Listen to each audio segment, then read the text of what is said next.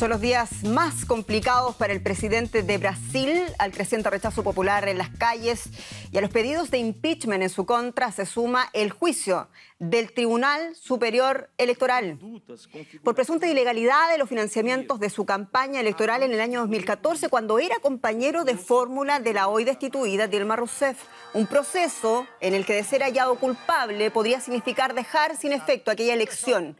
Además, Michel Temer es investigado por la Policía Federal de Brasil por presuntos delitos de obstrucción a la justicia y asociación para delinquir.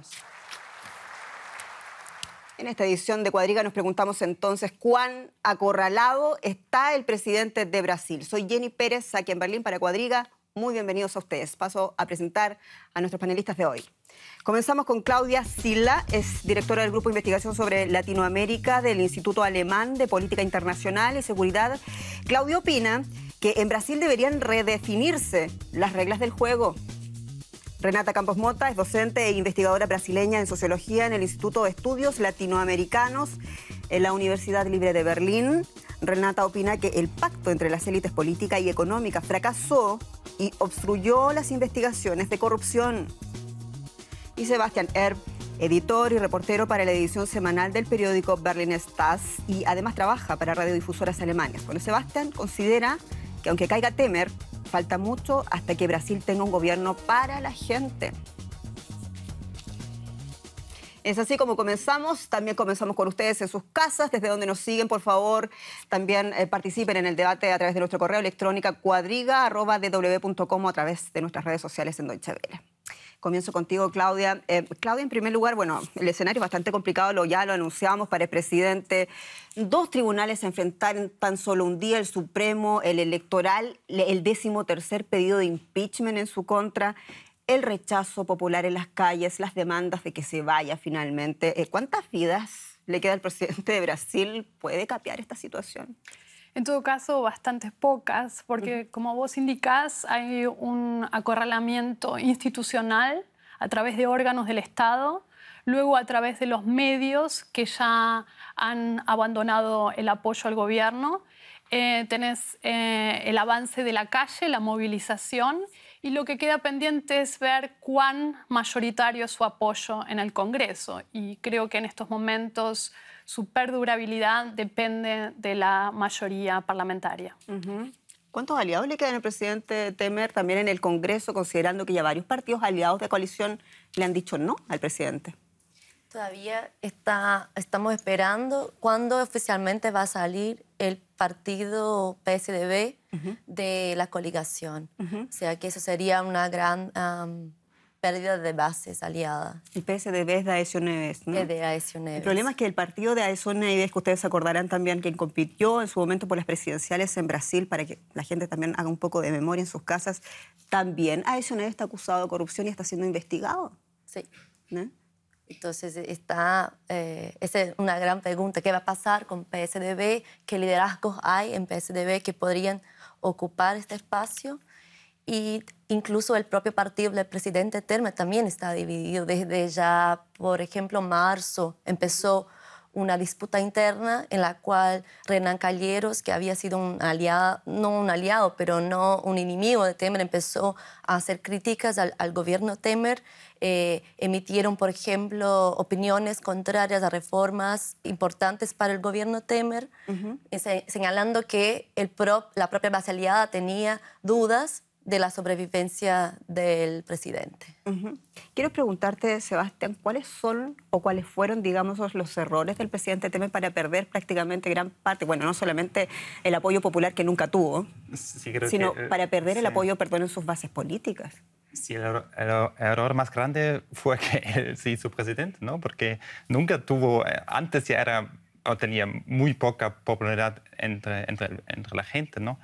Y tenía, sí, su base, claro, porque alguien quiere ser parte del poder, claro, pero eso ya, como dijo Renata, que ya va a terminar, ¿no? Creo que el partido PSDB el lunes tendrá su reunión para decidir si quiere quedarse en el gobierno. No, si un partido en Brasil se va del gobierno, eso significa algo, porque siempre se quiere quedar en el gobierno.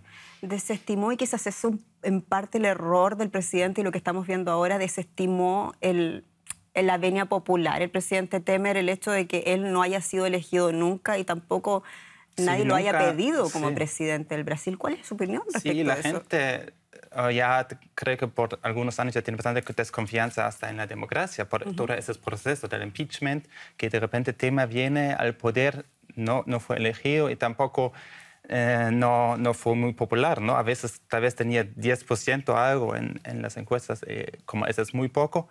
Y, al principio tenía 15% y ahora tiene un 9% de aprobación. En algunos ya menos, ¿no? Y eso es muy poco para un presidente en poder. Normalmente cuando alguien entra en el poder ya tiene su posición y la gente más o menos... Porque hizo algunas cosas que no son, como de las cifras económicas, no son tan malas, ¿no? Como ahora las cifras más recientes, que la economía es un poco más estable, con 1% creo que subió el PIB. Entonces ya tiene algunos avances en esos términos macroeconómicos del país, pero eso no le ayuda. Y la gente, las encuestas también enseñan eso, que en el año pasado, en septiembre, como solo 32% de la gente en Brasil apoyaba la democracia como forma de gobierno. Y es muy poco. Era como un año antes, era como la mitad, por lo menos, ¿no? Que todavía es poco, pero se puede ver que la gente ya tiene muchas dudas cómo funciona el sistema político brasileño. Pero ese muy escaso apoyo popular para Temer,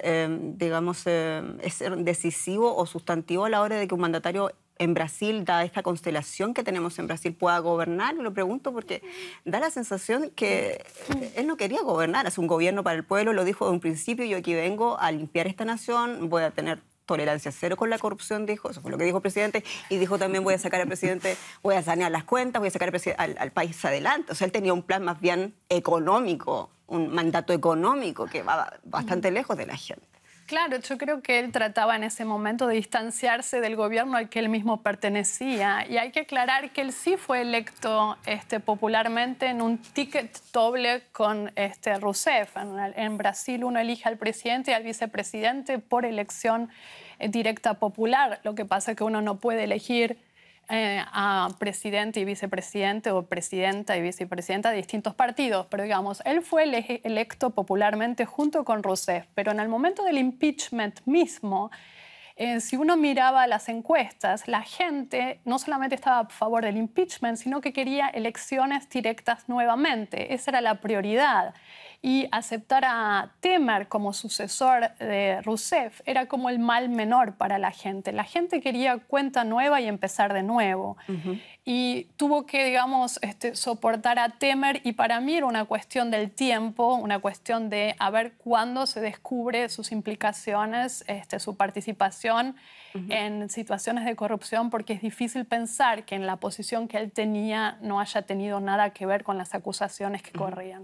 Pero este retiro de confianza de los aliados, por ejemplo, que es de capital importancia para ver lo que estamos viendo ahora, que estamos a puertas de que un presidente de Brasil sea destituido, este retiro de confianzas, ¿por qué ocurre en Brasil? ¿Es solamente para alejarse de un gran escándalo de corrupción del que nadie quiere verse implicado, o porque parece que no hay otra salida? Lo pregunto también para ver un poco cuáles son las chances que le queda inmediatamente al presidente. Yo creo que son cálculos a los que una como investigadora tiene difícil acceso, porque hay un cálculo criminal. La cuestión es a quién hay que apoyar para no ir preso. Hay un cálculo de poder. A quién hay que apoyar o a retirarle el apoyo para permanecer o no en el poder, lo que implica acceso a recursos o no. Y habrá gente que tiene una vocación patriótica y diría que es mejor para Brasil, pero es uno entre otros factores. Tú lo enumeras en el lugar 3, parece que eso no es lo primordial de los políticos de Brasil. Y lo pregunto porque también hay que considerar que todavía hay investigaciones en curso y concretamente no sabemos qué más pueden decir los ejecutivos de Odebrecht o los ejecutivos de este imperio cárnico, el JBS, que desataron todo el escándalo contra el presidente, ¿no? Lo dije en este orden porque parto de un escenario donde hay mucha gente sospechada. Entonces, si está sospechada de corrupción, es probable que haya participado de corrupción, y alguien que en su momento no pensó en el país, ¿por qué va a pensar en el país ahora? ¿Lo ves así, un acto patriótico, o en realidad aquí cada cual quiere salvar su pellejo, como se dice en América Latina? Yo estoy de acuerdo con el análisis de Claudia, porque yo creo que Temer asumió con este acuerdo de barrar las investigaciones de corrupción. y luego no fue posible más, ¿no? Y eso yo creo que por eso cambian los cálculos políticos.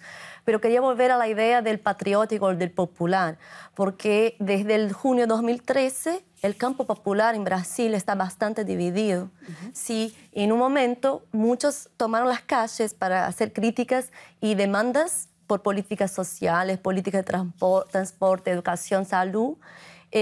Al fin de las protestas de junio hubo una división entre campos que se intensificó desde el 2013 hasta 2017 y hoy vemos claramente que hay 3 campos. Uno de estos campos sí se identifica como patriótico y es más liberal conservador. Y los otros 2 campos, uno se identificó más bien con el gobierno Dilma y en defensa de los derechos políticos de Lula y de Dilma.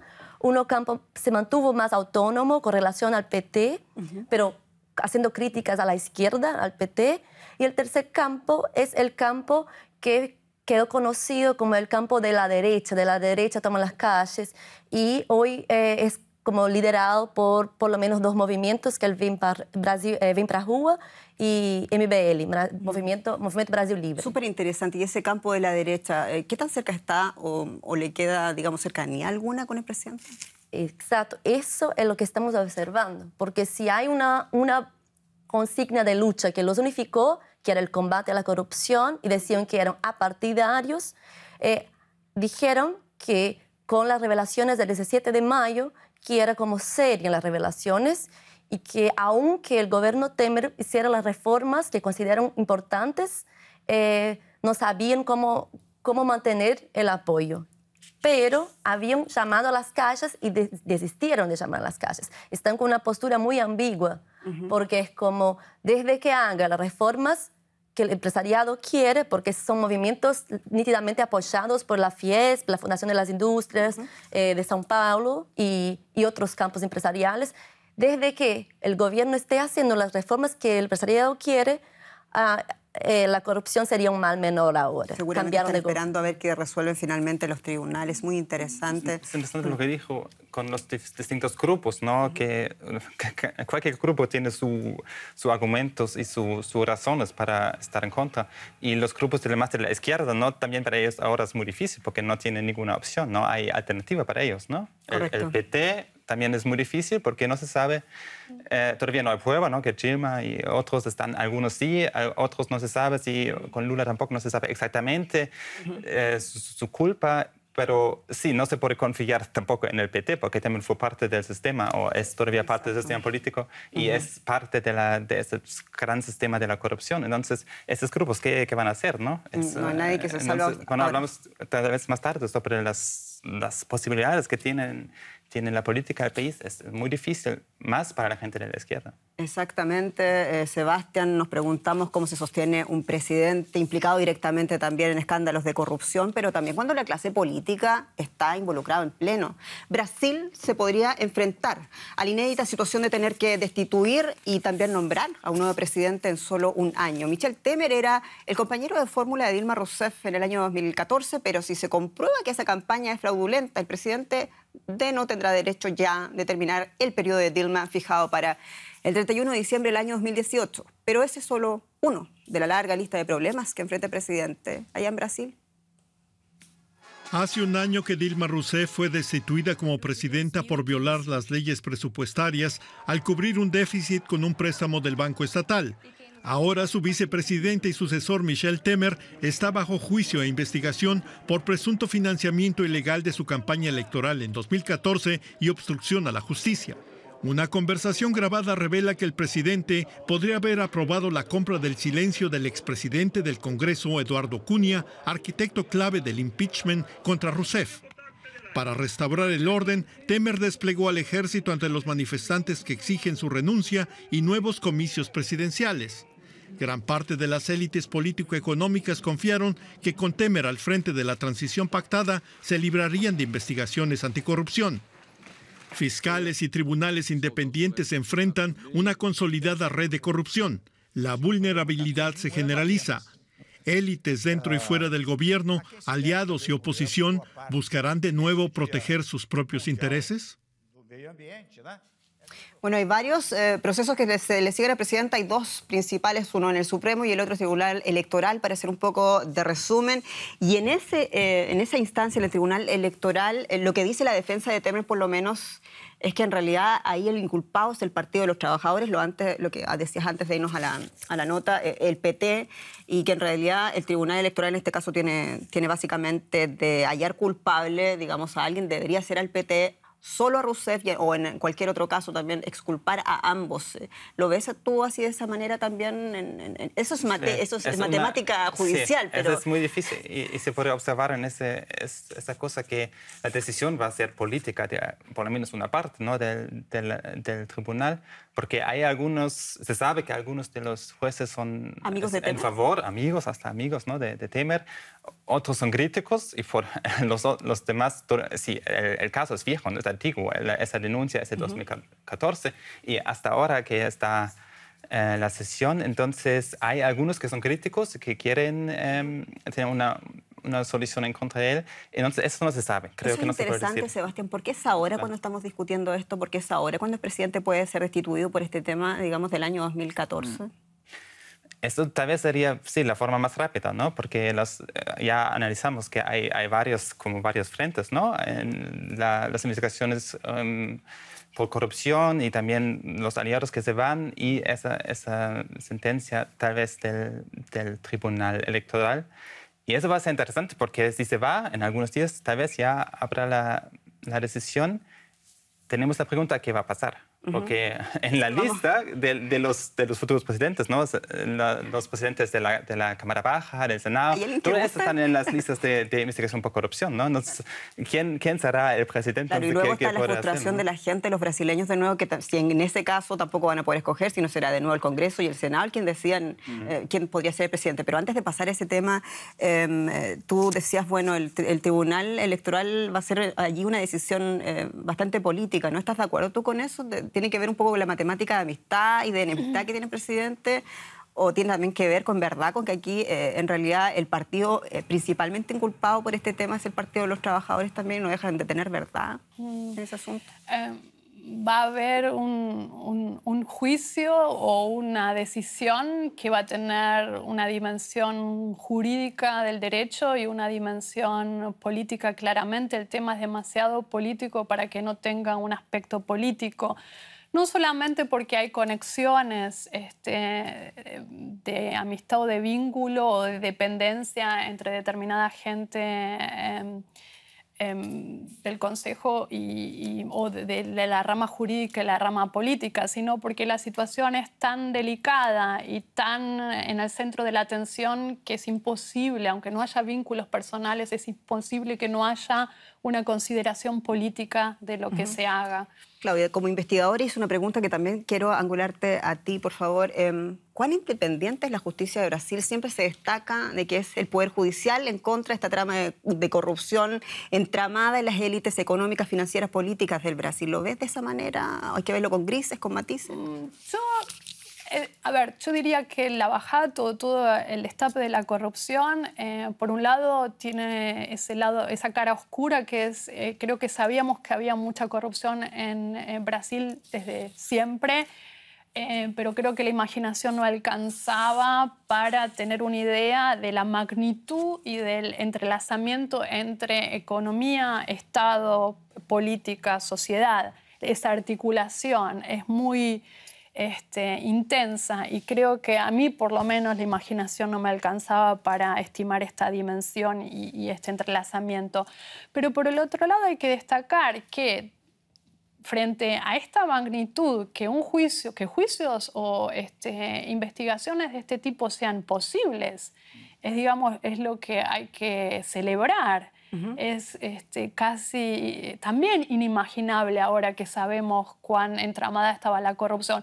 Ahora, yo diría que no es todo el aparato judicial así, independiente, autónomo, corajudo, sino que estamos hablando de los órganos supremos. Y vaya a saber también qué lealtades se han roto ahí. Renata, ¿cómo ves tú el poder o el trabajo del Poder Judicial, de los fiscales, de una persona como Moro, por ejemplo, o de otros que están investigando a Temer actualmente? Bueno, yo creo que desde el 88 y de redemocratización en Brasil, el Poder Judiciario sí es un poder independiente que tiene sus propias reglas, sus mecanismos, actúa bajo directrices constitucionales y sus propias leyes. Sin embargo, eso no significa que el poder judiciario esté fuera de la sociedad y fuera de la política. Con eso no estoy de acuerdo. O sea, decir que hay una judicialización de la política o que el judiciario está interfiriendo en la política, yo no sé si es una visión ingenua de pensar que el judiciario alguna vez ya estuvo fuera de la política y de la sociedad. Entonces yo creo que el judiciario sí está en la política. Lo que sí es grave es que el judiciario está manifestándose, muchos jueces están manifestándose públicamente en los medios con opiniones personales, opiniones sobre los autos, y esto es sí problemático. Eso está contra las leyes del judiciario y encima, solo para terminar, están como infringiendo la ley al permitir que el ilegal sea legalizado de forma a lograr evidencias. O sea, los jueces también están haciendo política con sus declaraciones, en realidad de guardarlos y dejar de todo esto de alguna manera en secreto, que ayudaría quizás más. Una pregunta, cuando hablamos de Brasil y hablamos de todas maneras de actuar del Poder Judicial, de los fiscales, podemos decir de que la corrupción en Brasil tiene una lucha, si bien exportó el modelo de Brecht, ¿no?, para toda América Latina, tiene un modelo de lucha distinto, de alguna manera, del cual saca el molde de la corrupción o de la lucha contra la corrupción, por ejemplo, en países como México, en países como Panamá, por ejemplo. ¿Cómo lo ven ustedes? Hay una serie de leyes anticorrupción que las tiene Brasil y no las tienen otros países. Y esto del pacto de delación premiada no es una figura jurídica que exista en todos los países. Y fue bastante clave en los esclarecimientos y en las confesiones de los involucrados en este caso, por ejemplo. Entonces, hay una legislación que no es igual en todos los países y hay órganos que la pueden implementar. Y comparar la realidad, eso ya respuesta mucho, ¿no? Esas investigaciones serían imposibles en Venezuela, por ejemplo, ¿no? Pero en México, por ejemplo. En México también creo que sería mucho más difícil.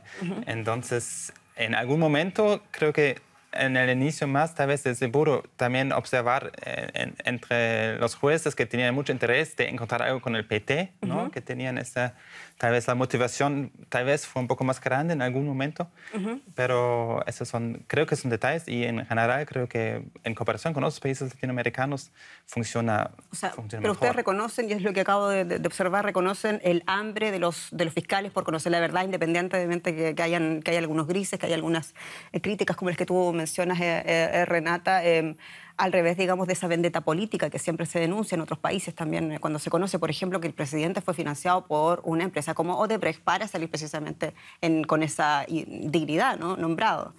Para mí la pregunta es si él o la que sea sucesor o un candidato no va a salir del Poder Judicial. Porque yo en la política y en los partidos tradicionales no veo a la figura limpia que esté en condiciones de decir, bueno, empecemos de nuevo. Y como veo a jueces expuestos públicamente de una forma bastante intensa, me pregunto si en algún momento, cuando haya campaña electoral, alguna candidato o candidato no va a venir como Moro, no va a venir del Poder Judicial. Así que quizá hambre de justicia sí, puede también haber otros tipos de hambre, pero no quiero con esto, digamos, relativizar la gran labor del Poder Judicial. Es así, estamos hablando de Brasil, de esta endémica crisis de corrupción que toca como nunca a su presidente. Vamos a conocer quizás en los próximos días si va a ser destituido o no por ese proceso del Tribunal Superior Electoral. Bueno, esta historia la habíamos vivido con la expresidenta Dilma Rousseff. Son acusaciones de corrupción, son pedidos de impeachment en su contra, el abandono de sus partidos aliados. En efecto, Dilma Rousseff fue destituida por mucho menos de lo que hoy se le acusa a Michel Temer, de maquillar las cuentas presupuestarias del país en aquel entonces contra Dilma. Bueno, aquello dio paso a una transición pactada que, como vemos hoy, no alcanzó para sacar al país de la crisis política. Muy por el contrario. Las llamadas transiciones pactadas son vulnerables, como ocurre con la de Temer tras la destitución de Rousseff. En el sistema democrático brasileño, ciertas élites políticas quisieron proteger sus intereses mediante un pacto para obstaculizar cualquier medida anticorrupción.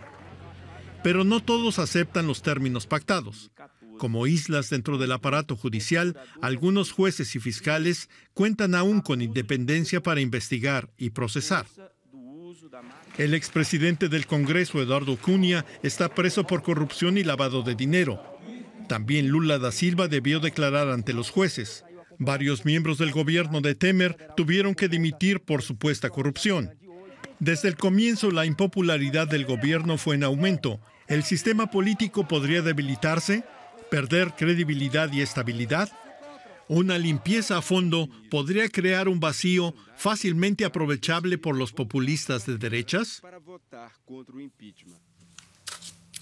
Bueno, quiero partir con Renata ahora. Si el presidente destituido, si es finalmente de nuevo tras aquello, pongámonos en ese escenario más pesimista o más optimista, de acuerdo a quien piense o cómo se ve este conflicto, si son los congresistas y el Senado quien tienen que decidir finalmente quién sería el nuevo presidente del Brasil. En ese escenario apocalíptico casi para el Brasil, nos preguntamos cuán dañada queda la institucionalidad democrática del país, cuán dañada quedan las instituciones y la propia estructura, digamos, de este país que se logró armar también, como todos los países de América Latina, tras una fuerte dictadura, ¿no? Sí, yo creo que por un lado vemos que hay mucha institucionalidad que funcionando, pero hay un daño bastante grande desde el impeachment de la presidenta Dilma, que quedó bastante claro que no fueron respetados todos los procesos legales, que ha sido una aberración, porque no... O sea, la impeachmaron, pero no casaron sus derechos políticos, una gran señal de que no había probado un crimen de responsabilidad. Y yo creo que eso ha dañado bastante las instituciones en Brasil. Porque ¿debió haber sido destituida Dilma Rousseff? Esto es una opinión personal. Yo creo que si tuviera un crimen de responsabilidad probado, sí, pero ¿cómo lo fue? No. Yo estoy totalmente en contra. Para mí no fue un impeachment legal. Pero ahora si se comprueba que su partido sí recibió un montón de dinero para su campaña, ella y Lula da Silva... Pero eso debería ser en el tribunal y no un juicio político como fue hecho y que no estaba basado en argumentos suficientes, en evidencias suficientes. Y yo creo que lo que estamos viendo es que el propio judiciario está también con ese instrumento de delación premiada, está desrespetando bastante instituciones como el derecho a la defensa, hablando para la imprensa, no le dando chance de defensa, preacusando muchos, la prisión preventiva, en el caso de muchos empresarios, de muchos políticos que no tuvieron la chance de defenderse y fueron a la cárcel. Y eso es lo que pasa en Brasil también con los pobres, ¿no? Sino que ahora estamos viendo que muchos van a la cárcel sin tener derecho a un juicio, sin derecho a defenderse. Y estamos usando de este tipo de cosas sistemáticamente para acosar a unos políticos. O sea, ¿hay justicia para los pobres, hay justicia para los ricos, hay justicia para los de derecha, hay justicia para los de izquierda? ¿Eso es lo que dice? Yo creo que la operación Lava Jato hasta hace mucho poco tenía así un color político. Claudia, ¿tiene un color político la justicia? La diferencia es que los más ricos pueden comprarse de alguna manera, ¿no? Su libertad, por lo menos pagan algunos $1.000 millones de dólares y ya tienen algunas opciones. Y los más pobres no tienen esas opciones porque si tienen mala suerte están tirados por la policía en la calle, ¿no? Entonces creo que esa es la diferencia. Y hablamos mucho sobre la política, como que pasa en Brasilia, que pasa muy lejos de la gente, ¿no? Que hay una distancia muy grande entre la gente del Congreso que no representan al país, ¿no? Son 10% mujeres, casi no son afrodescendientes, son ricos, son empresarios, es la agroindustria que está presente en el Congreso y la gente que tiene que luchar cada día cómo sobrevivir no tiene mucho que ver con esos políticos. Pensando en ese descontento popular, en esas ganas también que alguien gobierne para la gente, pensando también en que no hay nadie que se salve, tú lo mismo lo decías, Sebastián, de las acusaciones de corrupción. ¿Ves tú posible que en medio de todo esto sea Lula da Silva el que se presente en el año 2019? Esa es la pregunta, esa es difícil. Ahora tuvieran que cambiar la Constitución, ¿no? Porque si Temer se tiene que ir, hay la votación o elección indirecta, entonces el Congreso no va a votar por Lula. Entonces, sí hay, claro, Lula todavía tiene su popularidad, tal vez ganaría, ¿no? No se sabe, pero tampoco yo no creo, tal vez podría ser una solución con un corto plazo, ¿no? Corto plazo de tiempo, pero también el PT tiene que ver quién será un líder del futuro, ¿no? Eso no por ser Lula da Silva. Tiene su mérito, ¿no? Hizo muchas cosas y algunos inicios para cambiar realmente el país. Pero no tiene credibilidad, ¿no? No creo que él será el líder del futuro. No tiene credibilidad Lula, quizás, sí, si también, lo digo en materia no se sabe. internacional. Todo este contexto de la corrupción tampoco no se sabe todo. Y hablemos de la credibilidad internacional del Brasil, que es el motor de la economía de América Latina. Uno se pregunta, estamos hablando de ya un par de años de esta crisis política que parece solamente empeorarse. Aparte de Mariano Rajoy en España, ¿hay alguien que reconozca o que apoye públicamente a Michel Temer? Y la pregunta también es ¿por qué, lógicamente? Porque Donald Trump, por ejemplo, todavía no se reúne con el presidente Temer.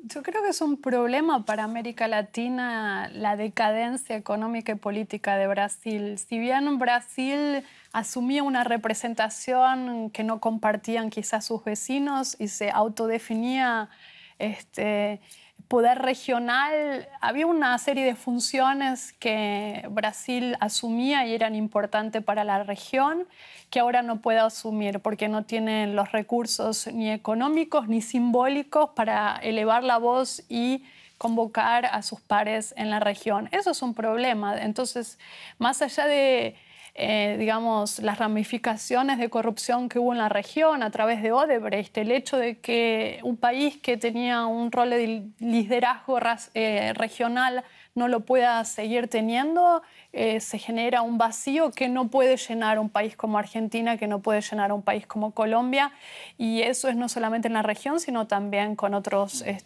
países del mundo. Y ya no tiene su papel protagonista que tenía antes, ¿no? En Venezuela, Brasil no juega papel claro, en la solución, que es muy importante, alguna solución de la crisis ahí. Claro, y sí quedó muy evidenciado también lo que ocurre en la Organización de Estados Americanos, la OEA, con este asunto de la Carta Democrática y también un poco las sanciones que se le quieren imponer a Venezuela, porque es la OEA, digamos, da la bendición de alguna manera a México para que asuma el protagonismo de este lobby y no sea Brasil. La razón es, bueno, los casos de corrupción. Y la cosa es que el mundo tiene otros problemas ahora, que tal vez eso también tiene su efecto, ¿no? Que con Estados Unidos, Rusia y ahora el Medio Oriente, que hay muchas cosas, entonces que tal vez ya no ve tanto a lo que pasa en Brasil, ¿no?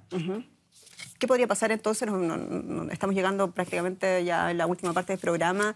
¿Cuáles son las chances que Brasil tiene también para no perder el fuelle internacional que tanto necesita cuando tiene ese mandato presidente también, o el gobierno que esté de sacar al país de la recesión, de lograr buenos números? Temer ya había logrado una cifra muy tímida de crecimiento en el país.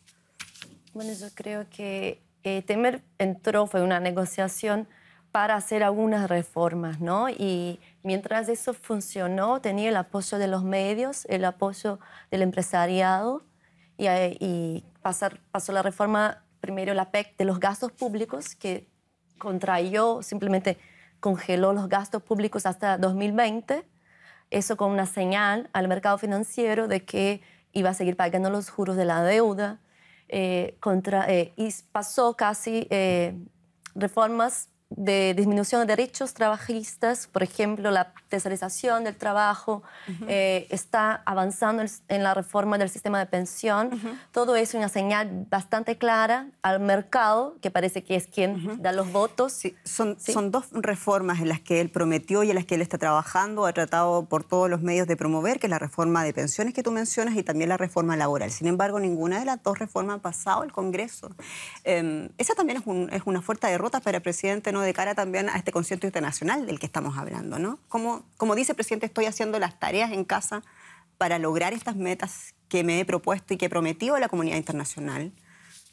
No pasó todavía, pero algunas cosas pasaron y tomó actitudes también para las cuales tenía el poder, que señalaban bastantes cosas. Y eso creo que estamos mirando también mucho al Brasil urbano, pero desde que asumió Temer, trató de, por ejemplo, terminar con el Ministerio de Desarrollo Agrario y avanzar en las demandas del agronegocio.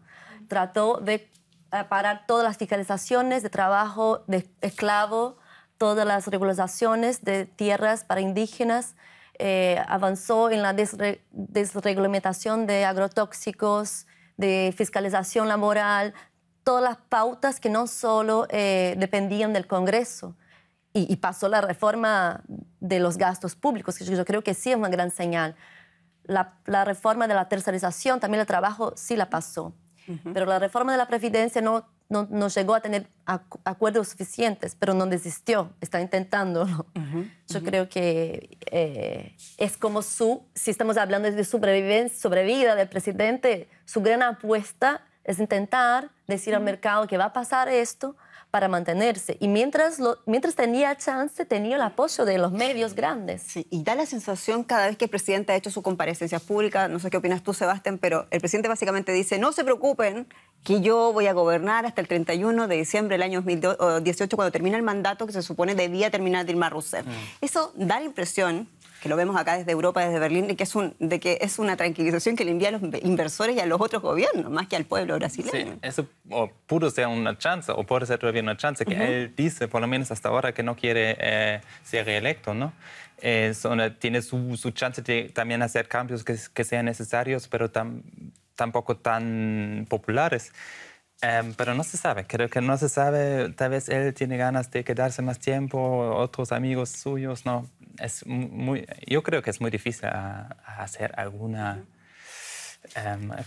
análisis profunda qué pasará o quién será el presidente en un año, 2 años, ¿no? Claudio, pero en contexto de las investigaciones que tú haces también, lo concreto que tenemos ahora es que el Tribunal Electoral tiene que pronunciarse los próximos días, se está dilatando este asunto. Correcto. También, ¿le queda en verdad fuelle al presidente o depende solamente de ese amiguismo que denuncia Sebastián para ver si realmente lo van a destituir o no? No, creo que también institucionalmente le quedan algunos recursos. Esa decisión es apelable, en primer lugar, y se sabe que en Brasil, cierto, a pesar de que vemos una gran diligencia ahora, en realidad esos procesos institucionales tardan mucho. ¿Cuánto tardó desde que empezaron las acusaciones a Rousseff hasta que se la destituyó por un impeachment? Entonces, no descarto la posibilidad de que llegue a terminar el mandato, pero más bien por una lentitud de procesos y de posibilidades de presentar recursos y apelar y que se vuelva a aprobar.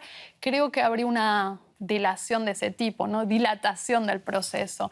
Es posible, pero digamos, ¿cuál es lo más probable? No me animo a decir.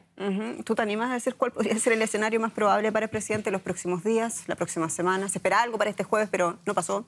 Lo más probable, no sé, pero lo más digno quizás, o sea, considerando que Temer ha siempre ignorado clamores populares como el paro general, o sea, las grandes protestas contra la reforma del sistema de pensión, sobre todas las protestas que hubo, simplemente o ignoró o reprimió con fuerza. Entonces, considerando que él no va a renunciar, ya lo dijo y no lo creo, yo no, por lo menos esa sería mi apuesta, que no va a renunciar, pero la salida entonces más digna sería el Tribunal Electoral, porque eso no sería, o sea, sería como culpable el ticket con el PT. O sea, ahí los magistrados deberían sí pensar en el patriotismo. Para mí, hace poco se decía, y había como declaraciones de jueces, del que el Tribunal Electoral no iba, que iba a resolver Temer, porque por la institucionalidad del país, para que terminara el mandato. Y ahí, luego del 17 de mayo, después de eso, todo ha cambiado. Claudia. No me animo a decir qué va a pasar. Y lo que más me preocupa es no lo que va a pasar hasta finales del 18, sino que va a pasar después de diciembre del 2018, porque yo no veo ni el movimiento, ni la fuerza, ni la facción, ni la fracción en los partidos de donde puede salir el impulso para decir tenemos que cambiar las reglas del juego y hasta ahora cómo funcionó esto no tiene futuro. Se necesitaría alguien como en Francia, Macron, alguien que tal vez sea de la política pero tiene un movimiento un poco más amplio que incluya a gente que todavía no está en la política. Pero para eso habría que convocar elecciones y la pregunta, tú citabas el tema del factor popular, del descontento en las calles, me pregunto también, ¿tú temes concretamente por lo que podría pasar en las calles del Brasil, una ciudad, metrópolis como San Pablo, por ejemplo, cuando el presidente saca al ejército a las calles a reprimir una manifestación? Sí, es preocupante eso, pero también en el mismo momento es preocupante que hay gente que dice que necesitamos el ejército en el poder, ¿no? Hay gente que dice, por lo menos tuvimos tranquilidad. También algunos grupos en la población que tienen ¿Qué te parece a ti personalmente esa medida? Ambas cosas pueden ser preocupantes. Pero no sé, hasta ahora como las protestas son grandes, algunas veces eran grandes, pero tampoco no tan grandes y tan inmensas que que tener un efecto muy grande. Llama la atención también muy breve que no sean tan masivas las manifestaciones, no lo destacaba también nuestro corresponsal, que me estuvimos ampliando en la noticia desde Berlín acá, 19 manifestaciones en distintas ciudades del Brasil para pedir la renuncia de Temer, sin embargo ninguna llegó a ser multitudinaria, quizás como lo vimos en la época de Dilma Rousseff. ¿Pasa algo también? Hay un agotamiento, movilizarse cuesta. Yo creo que hay un agotamiento y quizá como decir, bueno, ya basta, es como demasiado. Y no tiene consecuencias, ¿no? Entonces, si alguna vez te enteraste que puedes hacerlo, necesitas muchos recursos, mucho tiempo, entonces no cambia. Yo creo que no son chicas las protestas para nada, pero creo que los costos de movilizarse aumentaron mucho, sobre todo porque hay un miedo entre la gente de la represión policial. Eso que el ejército real. Sí es un factor, sacar al ejército sí es un factor importante. Sí. Nos quedan 2 minutos o 1 minuto y medio de programa. Tú dices que el presidente no va a renunciar, lo hemos escuchado varias veces en sus comparecencias públicas, pero ¿debería renunciar el presidente? Bueno, yo creo que no debería haber asumido en primer puesto, porque él asumió, o sea, volviendo a la pregunta, fue elegido en un ticket y asumió el gobierno haciendo todo lo contrario para lo cual fue elegido. Entonces, eso acá en Alemania se llama Wahlbetrug, ¿no? O sea, una traición electoral. Entonces, a partir de ahí, yo creo que esto también hay motivos políticos para que no sea legítimo su gobierno.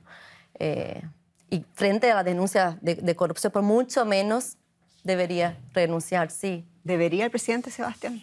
Tal vez debería, pero la gran pregunta es qué pasará. Y tal vez hay la chance o que lo que pasa después es más grave. Entonces es difícil decidir eso, ¿no? Si debería, tal vez por cuestiones políticas, judiciales, que sea, pero no sabemos si después será mejor. ¿Renuncia o esperar que diga el tribunal? ¿Qué debería? Los partidos deberían tener un plan para el después. Eso me parece más importante. Claudia Sila, Renata, estoy buscando tu apellido, discúlpame, tengo aquí problemas. Renata Campos Mota y Sebastián Erb, muchas gracias por este maravilloso panel, aprendí mucho con ustedes. Gracias a ustedes también por seguirnos en Cuadriga, por su confianza, por sus comentarios también. Soy Jenny Pérez aquí en Berlín para Deutsche Welle. Hasta pronto.